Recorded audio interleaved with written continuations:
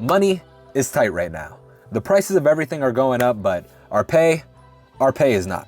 You've been outside, guys. You know what it's like out there. You know that things are very expensive and it's only getting more expensive by the day. And especially if you live in a big city like me, like New York, it is really not cheap to live out here. I should have moved to some random ass state like Utah the second I turned 18 because I really don't know what I'm still doing here. The other day I was in Manhattan and I walked into a deli and they tried charging me $4 for an Arizona, guys. I literally looked at the can that said 99 cents and they had the nerve to tell me that shit was $4. You can't make this shit up. And that's why recently I've been trying to do my absolute best to save as much money as possible because, you know, your boy got goals, your boy got dreams, your boy got ideas that all need money to make happen. And I'm sure you guys all do too. And that's why today I wanted to go over a few things that I've been doing myself to help myself save money because those everyday purchases really do add up, guys. Like you go outside to hang out for a few, you swipe your card a few things, next thing you know, you're down $100. It's not even funny. Being good at saving money and having good spending habits are just super important because really every dollar adds up. So without further ado, let's get into this list. All right, so let's start this off with the thing that I already know for a fact I used to spend the most money on, and everybody I asked said the exact same thing, and that is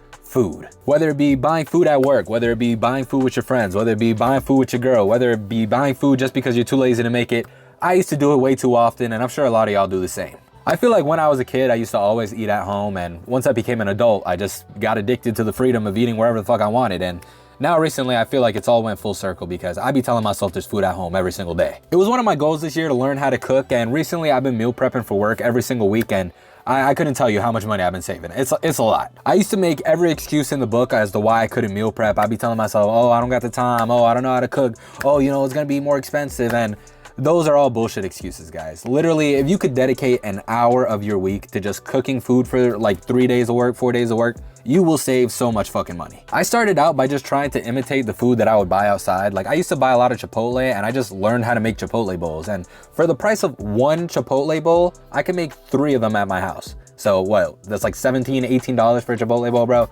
I'm saving a lot of bread. You can literally just find a lot of tutorials and recipes on like TikTok, Instagram, YouTube of just really simple things you can start off with that'll actually taste good. And you know, just practice from there until you get better at cooking, until you can make more stuff that you really want to eat. But you know, you save so much money just bringing food to work and not buying food outside or just eating food at home that it's not even a joke, guys. You will save at least $200 a month. And don't get me wrong, I still do eat outside every once in a while, but it's probably down to like 1 or 2 times a week. And it's definitely not at no 7 days a week like it was 2 months ago. All right, so next thing on the list is a method that I like to call keeping it in the cart. It is so easy to impulse buy things nowadays because once you put your credit card on your phone, you can literally buy whatever you want whenever you want. And I used to have the very bad habit of this. You know, I talk about something or I look something up and then next thing I know, I'm seeing millions of ads for it. Every time I open Instagram, every time I open YouTube, every time I open TikTok, every time I open Google, I'm getting hundreds of ads for this thing. And then I kind of just buy it without much thought about it because I'm just like, oh, I keep seeing it. It's making me want it. It's making me want it. But now I got this method called keeping it in the cart. Anytime that I'm thinking of buying something that's not essential, I have to add it to the Amazon cart or the mental cart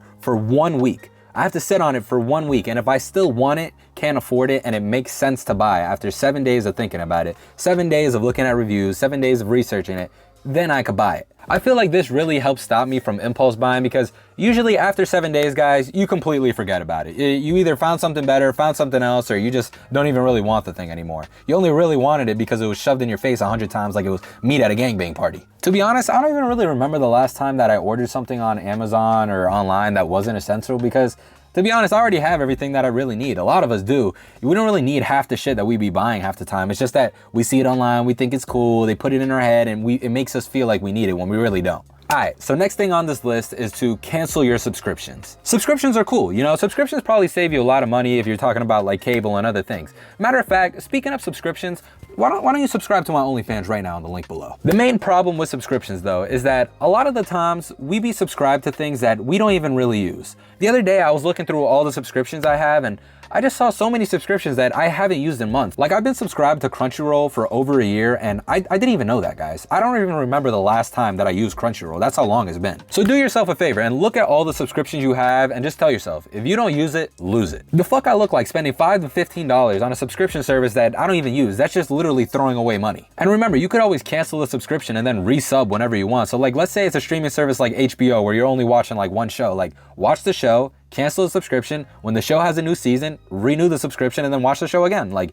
you don't need to be subbed for all those months in between. I feel like a lot of the times it's just like easier to not cancel it because it's a lot of work and we're gonna have to log in and figure out how to cancel it. And sometimes they make it hard, or we tell ourselves, oh, it's not that much money. It's only $5 or it's only $10, but that money really does add up when you're doing it for like 5 to 10 different streaming services every single month. I've canceled like 5 subscriptions in the last 2 months, and you really do see a difference. You really do see a difference when the first of the month hits and you're not automatically losing $60 to subscriptions that you don't even use. All right, so the next thing on this list is to use things until you literally can't anymore. Companies have this skill of dropping a product, convincing us that it's the latest and greatest model, so we buy it, and then 6 months later when they drop a new one, convince us that the one we just bought is trash and it's not good enough. Instead of upgrading things just to upgrade, use the one that you have until it doesn't work anymore. You don't have to buy a new phone every single year. You don't have to buy new headphones every single year. You don't have to buy new things every single time a new version comes out, because there's always going to be a new version, guys.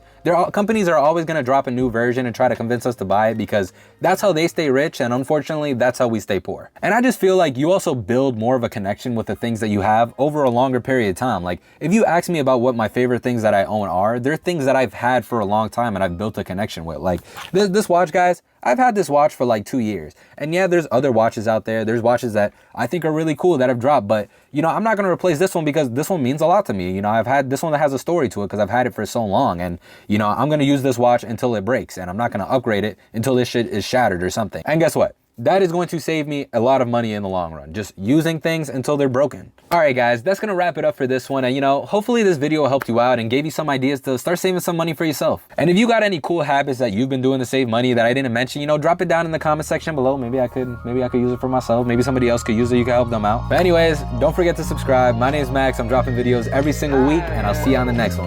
Peace.